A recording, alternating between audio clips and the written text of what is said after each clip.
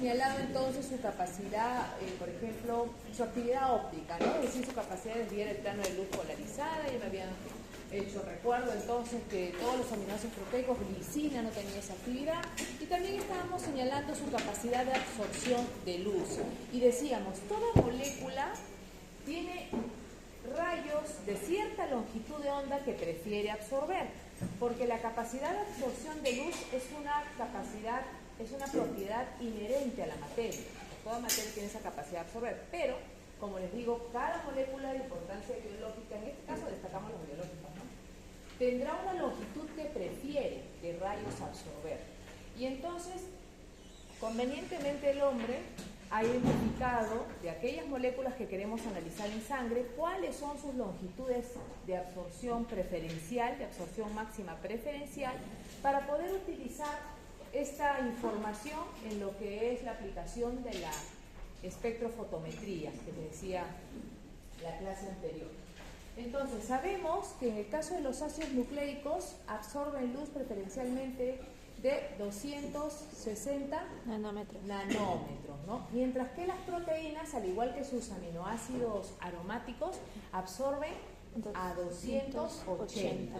Entonces, si nosotros tenemos una solución de ácidos nucleicos que hemos extraído de una célula y estamos en ese proceso de querer purificarlo, es decir, separar de la proteína que normalmente está asociada para ya tenerlo puro y de acuerdo a eso pasarlo a otra etapa del proceso que ya sería su secuenciación.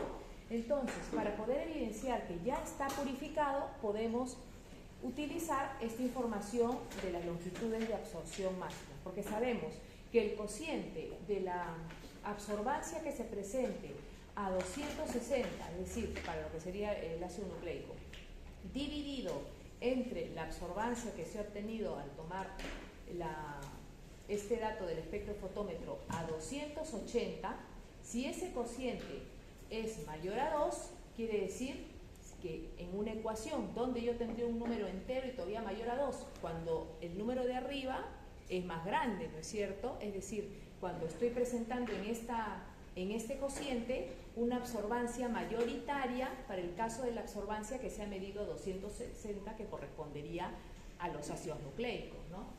Entonces, eso es lo que estamos colocando aquí, ¿no?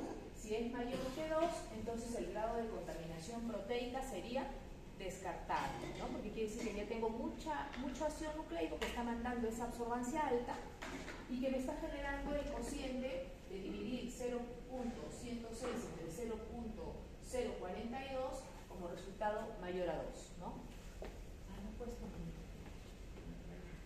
No.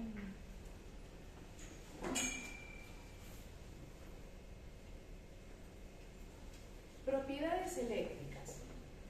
Habíamos señalado también que los aminoácidos, entonces, por la presencia de sus grupos ionizables, es decir, sus grupos que pueden adoptar carga, entonces también le van a conferir una carga general al aminoácido y por ende también a las proteínas que van a constituir.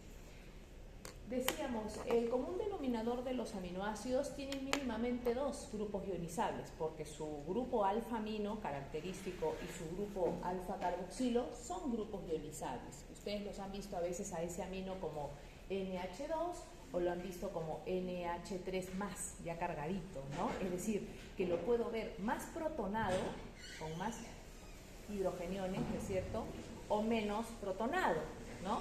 Y lo mismo seguramente recordarán para el carboxilo. El carboxilo seguramente lo han visto como COOH, ahí está, protonado, pero también lo han visto como COO rayita negativa, ¿no es cierto? O sea, con carga negativa. Y adicionalmente, algunos aminoácidos pueden tener otro grupo ionizable, decíamos, también en su cadena lateral, ¿no? Por ejemplo, de todas maneras, el ácido aspartico, el ácido glutámico, ¿no?, que eran ácidos justamente porque tenían otro carboxilo allá abajo, ¿no?, entre otros en realidad. Entonces, eso es lo que estamos colocando aquí. Y estamos mostrando en el segundo guión las reacciones de equilibrio iónico que podrían darse entonces para el grupo carboxilo básico que tienen todos y también para el grupo amino, lo que señalamos hace un momento, ¿no? Lo podemos tener así, protonado o desprotonado, y en ese caso tendría carga negativa, o en el caso del amino, protonado o desprotonado. Entonces yo para un aminoácido que mínimamente tenga esos dos grupos ionizables, o sea que no tenga otro extra en la cadena lateral, tendría tres fórmulas eléctricas a poder identificar en él, ¿no es cierto? Es decir, podría estar en tres estados diferentes según el pH de la solución en que yo lo coloque o lo exponga. En el caso de nosotros, en los aminoácidos constituyentes, tendríamos que analizar el pH corporal, ¿no? En el que están siendo al que están siendo expuestos. Pero bueno, veamos acá entonces. Tengo a un aminoácido X porque no se está precisando su cadena lateral, no sabemos quién es, que lo tengo totalmente protonado aquí, ¿no? Tanto su grupo amino como su grupo carboxilo están con los hidrógenos. Esta situación yo la puedo encontrar, por ejemplo, cuando este aminoácido lo voy a poner en un medio bastante ácido, ¿no? Porque al abundar en ese medio ácido los hidrógenos, el aminoácido va a tender a unirlos, los que pueda, por supuesto, ¿no? Llevando sus grupos a estas formas, al amino a la forma de NH3 y al carboxilo al COOH. Conforme yo aumente, basifique el medio, ¿no? Aumente radicales, por ejemplo, hidroxilos, alguna base, ¿no? Que me va a liberar esos OHs, el aminoácido va a liberar sus hidrógenos, porque acuérdense que como tiene capacidad tamponadora, va a liberarlos para neutralizar esos OHs, ¿no?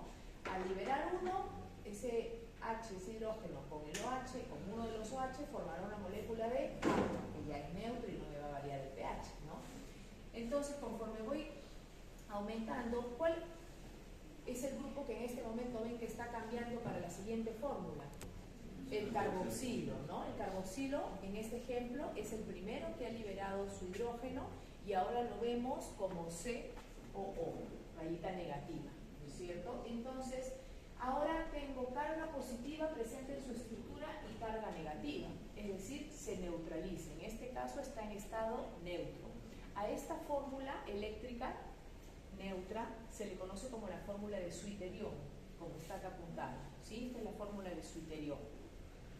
Si yo sigo aumentando basicidad al medio, otro radical, entonces OH, entonces ahora el grupo amino que estaba protonado será el siguiente que va a donar su hidrógeno, pasando a la forma de NH2. En este caso, la fórmula predominante sería la carga negativa. Entonces pasé de tenerlo en la forma de catión con carga positiva a un estado sin carga y también a tenerlo en un estado negativo con carga negativa. ¿De qué dependió? ¿Qué fuimos variando? El pH, dijimos, ¿no? El pH. Ahora, cuando un aminoácido se encuentra o cualquier molécula, ¿no? Se encuentra sin carga, hablemos del aminoácido en este caso, en su fórmula de Switterion, al no tener cargas, no tiene fuerzas de repulsión entre ellos cuando estén en solución. Por lo tanto, cuando los tenemos así, ya sea los aminoácidos o las proteínas, entonces estarán en su grado máximo de insolubilidad, ¿no? No va a poder estar soluble, ¿no? Porque no tiene cargas que les permiten separarse y solubilizarse. Y entonces, si yo preparara un tubo de ensayo y lo pongo a diferentes pHs, en aquel tubo que coincida con que el aminoácido termina con carga neutra, ustedes verán que va a quedar más turbio, ¿no? Más turbio porque no está en su estado mínimo de solubilidad, está bastante insoluble, ¿no? Perdón, mínimo de solubilidad, máximo de insolubilidad sería, ¿no? Y por lo tanto va a estar precipitado. Y más bien, si analizamos los otros tubitos donde el pH fue menor o fue mayor, conforme nos alejamos de ese tubo donde estaba en la fórmula de Switterion, empieza a aclarar los tubos, ¿no? Porque conforme se aleja ya empieza a ganar solubilidad y por lo tanto ya no va a tener ese aspecto turbio, ¿sí? Esto lo estoy explicando porque vamos a hacer una práctica para evidenciar esto de identificar por aspecto cuál será el tubo donde ha coincidido prepararse un pH que coincida o que lo lleve a su fórmula de Switterion a la proteína o al aminoácido con el que trabajemos. Para entonces los aminoácidos que son monocarboxílicos y monoaminoácidos que solamente tienen el amino y el carboxilo alfa como grupos ionizables, entonces tendremos tres fórmulas eléctricas, pero no nos olvidemos lo que acabo de decir, que hay aminoácidos que pueden tener uno extra y en ese caso tendrán hasta 4 fórmulas eléctricas, ¿no? Porque sería el tercer grupo, el que está abajo, que determinaría una cuarta fórmula eléctrica. Podemos decir entonces que a un pH de 1, que es un pH bastante ácido, donde está pues predominando los radicales hidrogeniones, entonces ¿cómo vamos a tener, en qué fórmula eléctrica tendríamos a nuestro aminoácido? Totalmente protonado, ¿no? Totalmente protonado. Y para el otro extremo también podríamos asegurar lo contrario, ¿no? Que lo vamos a tener más bien desprotonado. Exacto, totalmente desprotonado como anión, ¿no? Entonces podemos señalar, miramos un ratito acá, que si yo, no, todavía no vemos eso porque lo voy a confundir un poquito. Puntos eléctricos vamos a hablar cuando lleguemos en la parte de proteína, ¿ya? Primero voy a hablar de pKs. Ahora, lo que estamos notando en estos dos ejemplos, en la diapositiva anterior y en esta de aquí, es que el grupo que primero se suele ionizar, ¿cuál es? El carboxilo, ¿no? Y eso responde a que el pK del grupo carboxilo es más bajito. Quiere decir que si estoy yendo de un valor bajo de pH, ¿no?, hacia un valor alto, entonces este carboxilo es el primero que se está ionizando porque al parecer el pK de este grupo es un pK que está en este extremo, en pH es bastante, o coincide con pH de valor bastante bajo, ¿no? Mientras que el amino, más bien, ustedes lo están viendo ionizarse a pHs más altos, ¿no? ¿Y qué es esto? ¿Qué es esto de los pKs?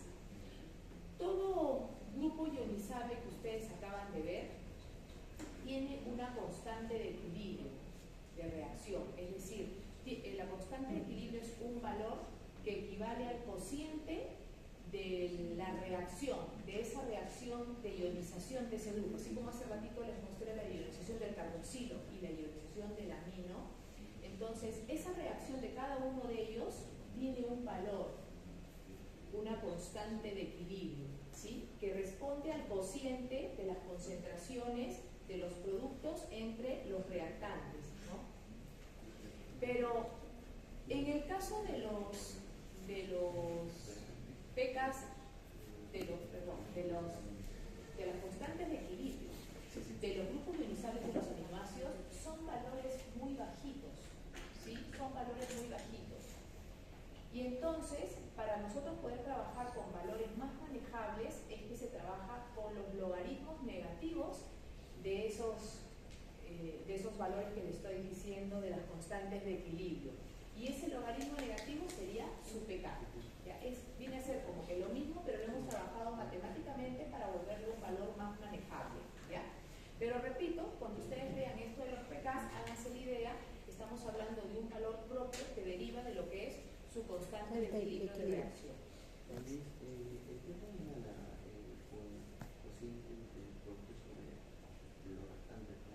Es decir, como deriva de la constante de equilibrio y la constante de equilibrio que me acabas de decir, viene a ser un derivado, ¿sí? Viene a ser un derivado, pero le estamos aplicando el logaritmo negativo, ¿no?, para llevarlo al otro lado.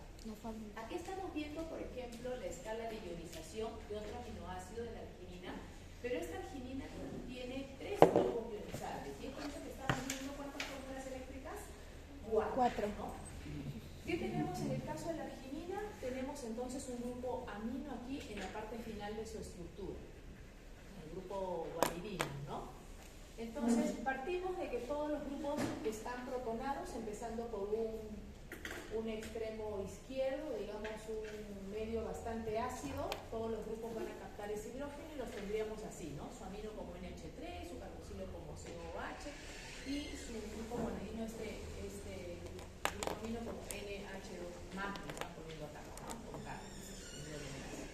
Conforme vamos aumentando el pH, ¿qué va sucediendo? Pero miremos los pKs. Me dice, el pK1 es de 2,2. El pK2 es de 9,2, el pK3 es de 12,5. Normalmente el pK1 es correspondiente al pK del grupo carboxilo, porque como ya vieron es el que suele tener los valores puros, así que a ese se le ha dado la denominación de 1. El 2 viene a ser del pK del grupo alfamino. Y el pK3, que también lo pueden encontrar como pKr en algunos textos, correspondería al pK de la cadena lateral, ¿no? Del grupo ionizable que tiene en su cadena lateral. Entonces, ahora sí, entendemos que lo primero que vamos a ver cambiar, ¿a quién va a ser? El que tenía el pK más bajo, ¿no es cierto? 2,2. ¿Quién era ese?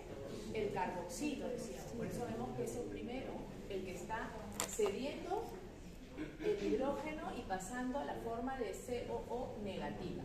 ¿Qué carga predominante habíamos empezado por acá? ¿Con qué carga predominante habíamos visto el aminoácido aquí? La positiva. Doble positiva, ¿no? Bueno, positiva también puede decir, pero en realidad tiene más fuerza todavía, ¿no? Doble positiva a lo que vamos a ver aquí más bien, ¿no? Porque este positivo con este negativo se neutraliza y la carga que yo tendría que representar aquí sería Positiva. uno positivo nomás, ¿no? Es decir, los dos son positivos, pero este es más positivo, ¿no? Tiene más fuerza, este menos.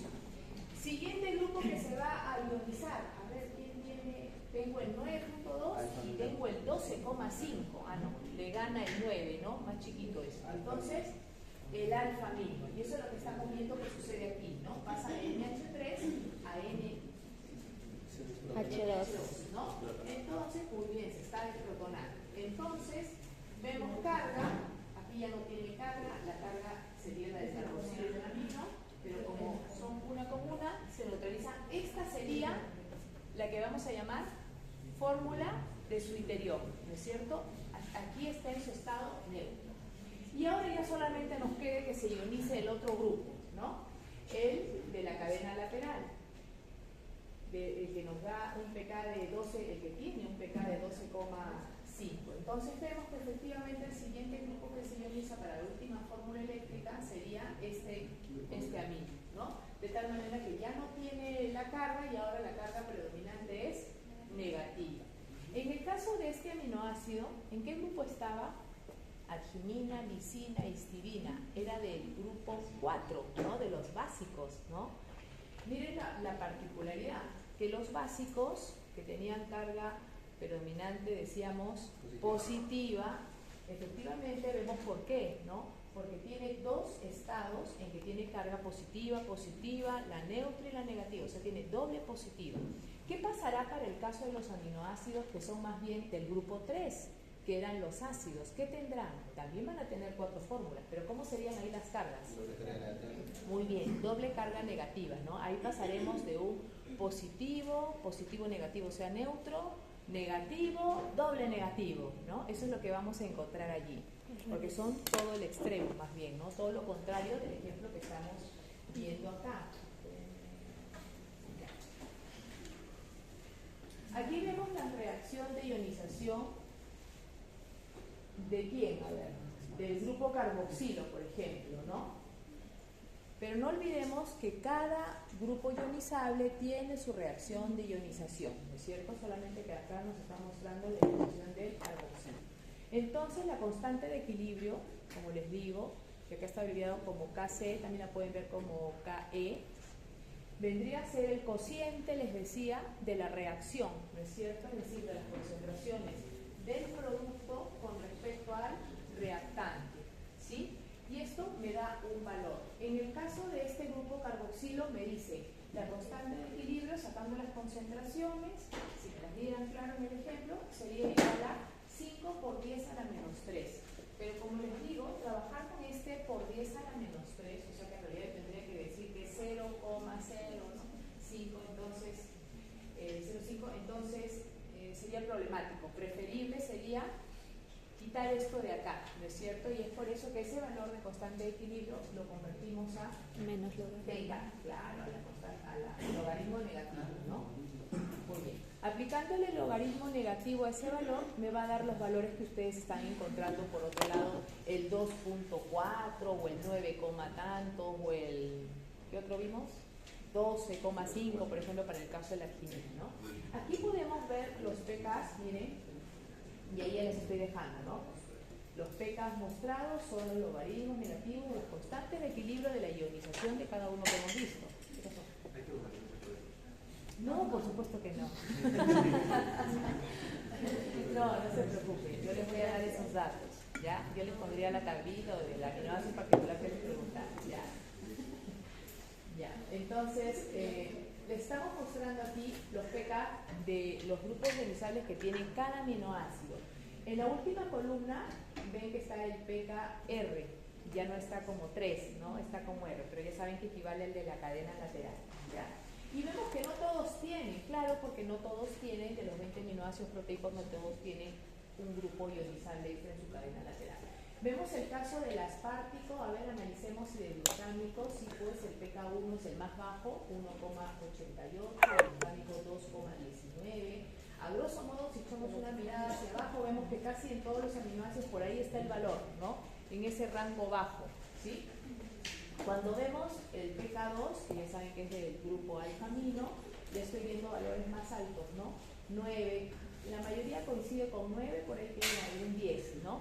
Pero están casi parejos, ¿no? Entre todos los aminoácidos. Y cuando vemos lo de la cadena lateral, ahí sí vemos diferencia, claro, porque hay algunos que son ácidos, otros que son básicos, otros que tienen grupos OH, ¿no es cierto? Y todo eso altera.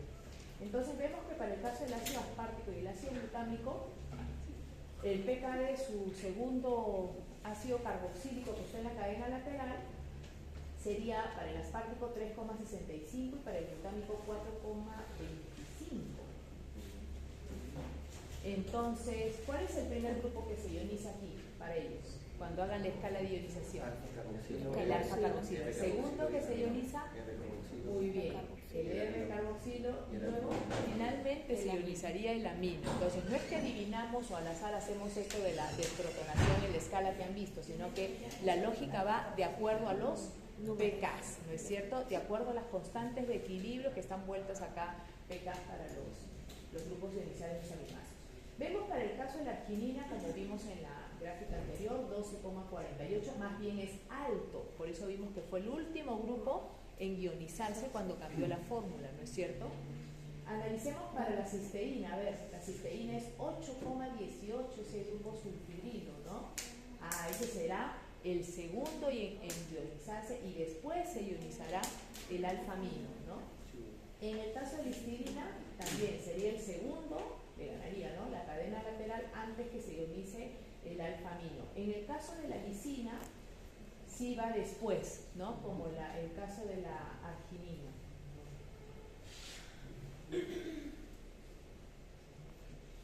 En el caso de la tirosina, ¿qué vemos? 10, va después también, ¿no? Ojo, ¿sí? Va después, o sea, vamos más o menos por lo esperado, pero ojo que en el caso de la histidina, miren, histidina, siendo del último grupo, su pK de la cadena lateral era 6, ¿no? No era alto como fue el de los otros que acompañaban al grupo, ¿no? Pero igual, claro, el orden va a ser diferente cuando hagamos la escala, pero cuando queramos hallar el punto isoeléctrico, es decir, ¿qué es el punto isoeléctrico? Es aquel valor de pH en el cual el aminoácido o la proteína se encontrará con su carga eléctrica neutra, ¿sí?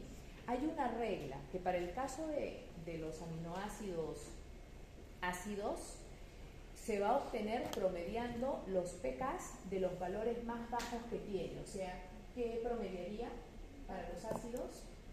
El 1,8 sumaría más el 3,65 y luego lo divido entre 2. Ese valor que obtengo sería su punto isoeléctrico. Quiere decir que a ese valor que obtengo, si yo lo coloco al aminoácido, a ese valor que obtengo, sé que mi aminoácido todo estará en la fórmula de suiterión, estará en su fórmula de suiterión, ¿ya? Repito entonces, el concepto de punto isoeléctrico es aquel valor de pH en el cual yo encontraré aminoácido con su carga neta neutra, o sea, en su fórmula de suiterión. En cambio, para los aminoácidos del grupo 4, que son básicos esencialmente, sucede lo contrario. Ya no voy a promediar los valores más bajos, sino más bien promediaré los más altos, ¿sí? Los más altos. ¿Y no hay una regla para los otros? No, no hay una regla para los otros. Esta regla sí es para los ácidos y para los básicos. Para los que solamente tengan dos grupos ionizables, también hay reglas, porque no tengo más que promediar. Así que será el promedio de sus únicos dos pKs que voy a manejar, ¿no? Pero para los otros que tienen tres grupos ionizables y que no son ni del grupo 3 ni del grupo 4, ¿cómo hago para identificar dónde está cuál de los grupos son los que promedio, los pKs de qué grupos serán los que promediaré?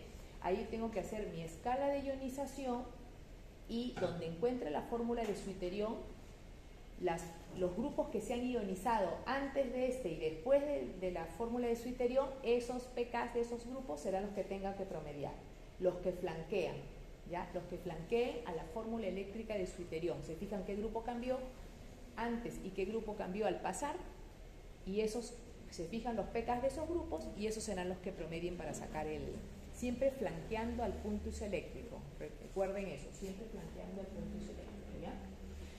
Los pKs nos van a servir mucho porque nos van a permitir conocer la concentración de la fórmula eléctrica predominante en que se va a encontrar mi aminoácido en un determinado pH. O sea, si yo quisiera saber cómo estará mi aminoácido, en mi aminoácido X, si yo lo coloco a un pH de 4.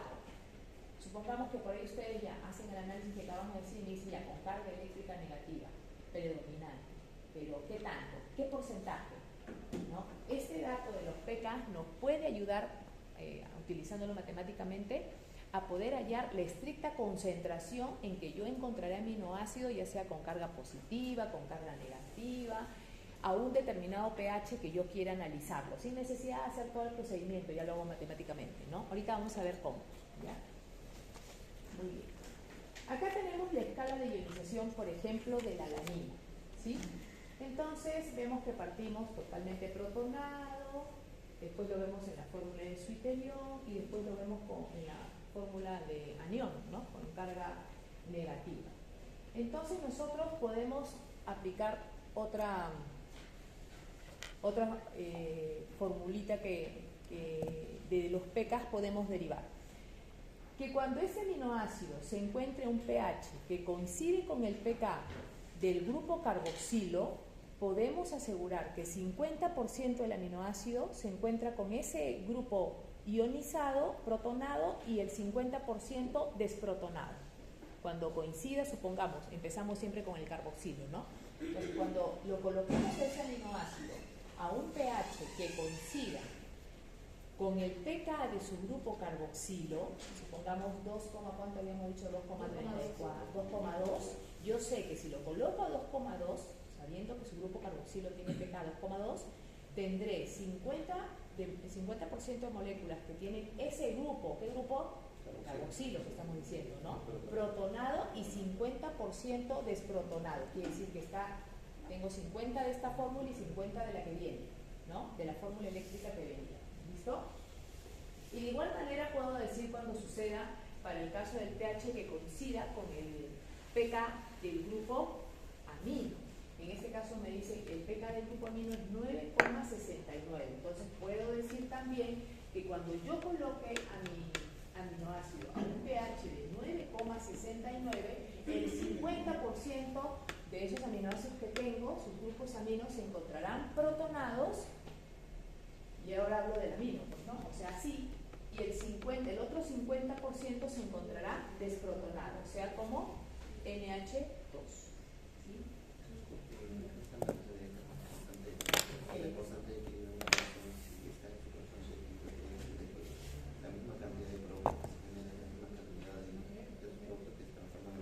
Exacto, ¿no? Claro, porque me dice, ¿qué es el estado de equilibrio, no? Porque estaba diciendo, ¿por qué se llama constante de equilibrio, no?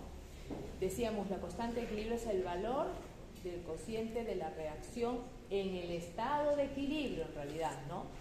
Y ese estado de equilibrio es el estado en que la velocidad de ida es igual a la velocidad de vuelta, de tal manera que ya no se modifican las concentraciones. No quiere decir que las concentraciones de esta zona con la de acá sean iguales, ¿no? O sea, de los reactantes con los productos sean iguales. No estoy diciendo eso, ojo.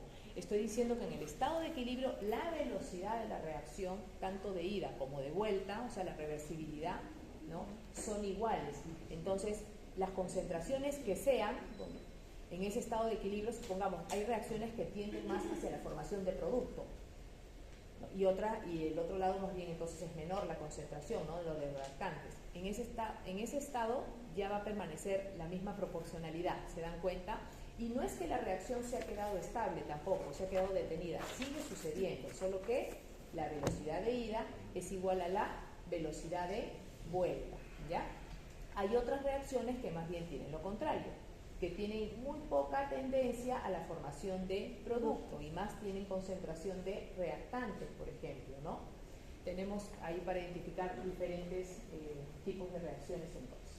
Hacemos entonces nuestra escalita y entonces podemos graficarlo de la siguiente manera, ¿no? Pongo mi escala del 0 al 14, como fuera mi escala de pH, y yo sé que cuando estemos en pH 1, ¿qué decíamos? El aminoácido todo estará en su fórmula eléctrica de catión, ¿no? De catión. O sea, su fórmula eléctrica, si esta es mi fórmula A, B, C, así mejor lo vamos denominando, A, B, C. Acá yo sé que en un pH de 1 lo tendremos todo en fórmula de A, ¿no? Toda mi solución de ese aminoácido está en su fórmula eléctrica A. Pero cuando yo pase por el valor de pH de 2.34 que coincide con el pK del grupo carboxilo, sé que tendré 50% de A y 50% de B. O sea que ese grupo está, decíamos, 50% protonado, 50% desprotonado, que es lo que estamos viendo aquí, ¿no? Protonado, desprotonado. Quiere decir que tengo 50% de A, 50% de B, que lo puedo graficar como A igual a B. Quiere decir que en este intervalo, ¿qué podría decir que está sucediendo? Que voy a tener A mayor que B. Aquí empecé con todo A, pero conforme me fui acercando a este valor, se fueron formando algunas moléculas hacia la forma de B, ¿no? Se fueron transformando. Así que lo que puedo decir es que tengo A mayor que B, hasta que llegue el punto en que ya tengo 50-50. Cuando pase ese punto, ¿qué va a pasar? ¿Qué va a pasar en este intervalo? Lo contrario, ¿no? B va a comenzar a aumentar más y entonces voy a tener un intervalo de B mayor que A, ¿no es cierto? Porque estoy yéndome hacia ese lado, se está desprotonando ese grupo, ¿no es cierto? Muy bien. Acá me dicen, y el 6 tengo la fórmula de B, o sea, ¿qué me están diciendo? B es la fórmula de isoterión. Quiere decir que ya me han identificado el punto isoeléctrico. Claro, porque como es un aminoácido que solo tiene dos grupos ionizables, el punto isoeléctrico correspondía ¿a qué?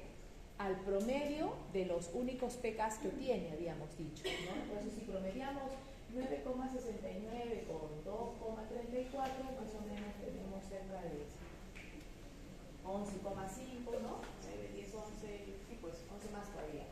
Más o menos el promedio me sale, acá me lo han redondeado a 6, ¿no? Entonces me están poniendo en 6, también otro dato que no me lo dan, pero yo lo puedo proyectar. Tengo todo el aminoácido en la fórmula B, en la fórmula de suiterión, ¿no? Si sigo aumentando el pH, yo sé que cuando llegue al pH que coincide con el pK del grupo alfamino, que era 9,69, tendré lo mismo que tuve para el caso del otro grupo, ¿no? 50% ahora de quién? De B, porque acuérdense que ahora trabajo con otro grupo ionizado, ¿no? Que sería el B, y 50% de C. ¿Qué pasa en el intermedio de aquí? ¿Qué habíamos dicho? Acá era todo B. Entonces aquí empieza a aparecer algunas moléculas de C, pero todavía sigue siendo mayoritariamente B. Entonces decimos, en este sector yo sé, quiere decir que a pH de 7, 7,2, 7,5, 8, 8,5, ¿no es cierto? 9, B será mayor que C. Eso sí puedo deducir, ¿no es cierto? Puedo deducir. Sé que será mayor, pero ¿qué tanto mayor? Eso lo vamos a hacer por fórmula matemática, ¿no? Porque como les digo, estos pKs nos van a ayudar a hacer eso, ¿ya? Muy bien, no solamente podemos quedarnos allí, como les digo, es decir, B mayor que C, sino qué tanto, qué proporción es mayor, también lo podemos deducir. Muy bien. Ahora, sabemos que cuando lleguemos al otro extremo ya vamos a tenerlo todo desprotonado, pues no vamos a tenerlo en su fórmula de anión. Entonces, en todo este sector, yo digo por acá, lo tendremos todo en la fórmula C, y aquí, si Si antes de B igual a C tenía B mayor que C, aquí ya empieza a aumentar, acá llegamos a la igualdad y acá ya le gana el C. Entonces diremos C mayor que B. ¿Sí? ¿Se entendió esta parte? ¿Sí? Muy bien, vamos con otro ejemplo, a ver. ¿Puedes volver a decir cuántos se protonaron luego de protonar? Ya, cuando hablamos de protonar y desprotonar, hay que decir de quién. ¿Quién estamos hablando? ¿De qué grupo? Como nosotros sabemos, en el primer caso va a ser el carboxilo y después va a ser el amino. Para el común denominador de los aminoácidos solamente tienen dos grupos, ¿no? Porque ya el que tiene tres, el último puede variar con respecto a la cadena, hemos visto. Entonces, por eso les digo que cuando lleguemos en total acidez, empezamos siempre en su fórmula totalmente protonada. Aquí en todos los grupos están protonados, tanto el amino como el carboxilo. Cuando coincidamos con el pK del grupo más bajito, que en este caso era del carboxilo, que es de 2.34, sabemos que está la igualdad. Es decir, 50% protonados, ¿quién? ¿Qué grupo? El carboxilo. Y 50 desprotonados, ¿no? O sea, que ya se está transformando a la siguiente fórmula eléctrica, ¿no? Y lo mismo decimos acá, ¿no? Pero ahí con el amino o... Con el amino, claro. Acá ya trabajamos pensando en el amino, porque el otro ya se desprotonó, acuérdense. Ya toda esa primera parte ya perdió, ¿no? Ya no hay. Más bien, vamos a trabajar con el otro grupo. Aquí estamos viendo la curva de titulación cuando ya nosotros vemos la variante de esas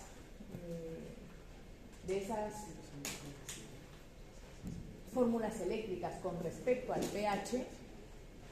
En una imagen, como ustedes ven con curva, eso viene a ser la curva de titulación.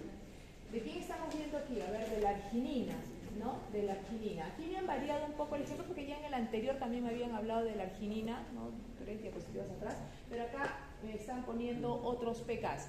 ¿Pueden encontrar otros pKs? Sí, porque dependiendo de la temperatura en que se haga la reacción, pueden haber ligeras diferencias, ¿ya? Así que no se sorprendan cuando vean de un autor a otro que modifica un poquito, pero claro, es un poquito que se va a modificar, tampoco se va a ir hacia el otro extremo, ¿no? El valor. Entonces me dicen considerar el pK1, 2, aquí parece que este autor también encima ha redondeado, ¿no? 2, el pK2 me he considerado 9, ese es el del carboxilo, el del amino, y el pK3 de la cadena lateral 13 me ha puesto, ¿no? 13. Y me está mostrando entonces las variaciones allí en la curva respecto al pH. Esto lo habíamos visto. Vemos el del ácido glutámico, también su curva de titulación. Acá me han puesto puntos eléctricos. Sí, miren, acá me han puesto puntos, me han identificado puntos eléctricos, ¿no? Siendo arginina del grupo 4, ya sabíamos que promediar los pKs más altos, ¿no es cierto? En cambio, o sea, ustedes sacan los puntos eléctricos fácilmente de la mayoría de ellos, ¿no? Y solo de los que no tienen la regla habría que hacer la gráfica, ¿no? No la curva, sino la escala de ionización, para ver quiénes flanqueaban al isoeléctrico y saber cuál es promediar. Aquí estamos viendo el del ácido glutámico. Y me dicen punto isoeléctrico 2.77. Eso también lo sacan ustedes. ¿Por qué han cogido estos dos? Porque el ácido glutámico es del grupo 3, los grupos ácidos. Dijimos que en el caso de los ácidos se promedian para hallar su punto isoeléctrico los valores más bajos. Quiere decir que promediaría el 2 con el 3.9 y no tomo el 9.8. ¿Sí?